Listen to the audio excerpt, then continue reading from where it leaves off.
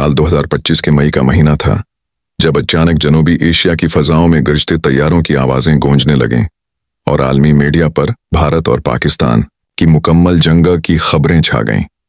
वादी कश्मीर में एक होलनाक हमले के बाद भारत ने बुला तहकीक इल्जाम पाकिस्तान पर आयद किया और ऑपरेशन संदूर का ऐलान करके लाइन ऑफ कंट्रोल और उस पार पाकिस्तानी चेक पोस्टों पर हमले शुरू कर दिए।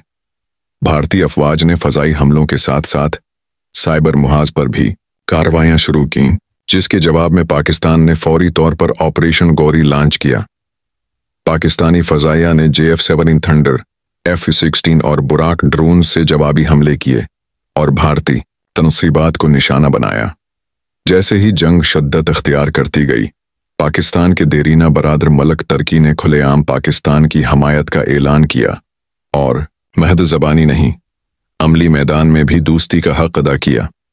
तुर्की ने न सिर्फ पाकिस्तान को जदीद बेरकदार ड्रोन्स, EVAD सिस्टम्स और रिडार जिमिंग टेक्नोलॉजी फराहम की, बल्कि 300 से ज़ायद तुर्क जंगी माहिरीन और ड्रोन ऑपरेटर्स को पाकिस्तानी फौज के साथ शामिल किया गया।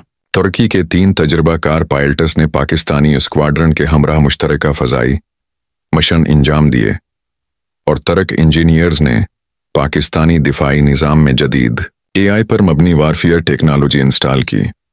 भारतीय साइबर नेटवर्क पर तुर्क माहिरीन ने हैकिंग और मवासलाती मुदाखलत के जरिए बड़ी कारी ज़रब लगाई, जिससे भारतीय फौज की कमांड सिस्टम आर्जी तौर पर मफलूज हो गई। इन वाक़यात ने भारत में खलबली मचा दी और गुस्से में आकर भारत ने तरक्की के खिलाफ सख्त इक़्तिसादी, तिजारती और सफारती इक़दामात किए। भारत ने सबसे पहले तुर्की की हवाई अड्डों पर काम करने वाली सेलिबी एयरपोर्ट सर्विसेज की सिक्योरिटी क्लियरेंस मनसूख की, जिससे 9 बड़े एयरपोर्ट्स मुतासिर हुए।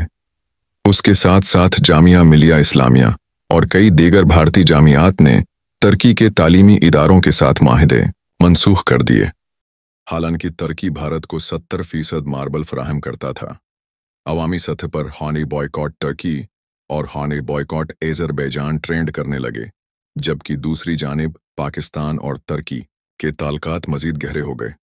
अक़वाम मुत्तहदा और OIC में तुर्की ने पाकिस्तान का भरपूर दिफा किया, मसला कश्मीर पर खुलकर बात की और पाकिस्तान को सफारती मैदान में नई ताकत बख्शी। अज़रबैजान ने भी तुर्की के साथ खड़े होकर पाकिस्तान का साथ दिया, जिससे भारत की सफारती तन्हाई में इजाफा हुआ। जंग के दौरान पाकिस्तान की साइबर फोर्सेस ने भारतीय मीडिया के झूठे प्रोपेगंडे का भरपूर जवाब दिया और आलमी राय आमा को हकीकत से आगाह किया। भारत को हैरान कुन नुकसान हुआ। दर्जनों फौजी अड्डे, राडार्स और मुवासिलाती मराकज़ तबाह हुए, जबकि पाकिस्तान की दिफाई लाइन मजबूत रही।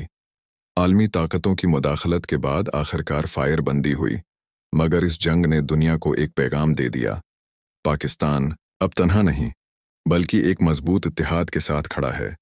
और तुर्की सिर्फ इत्तेहादी नहीं, बल्कि बरादर इस्लामी ताकत बनकर अभरा है।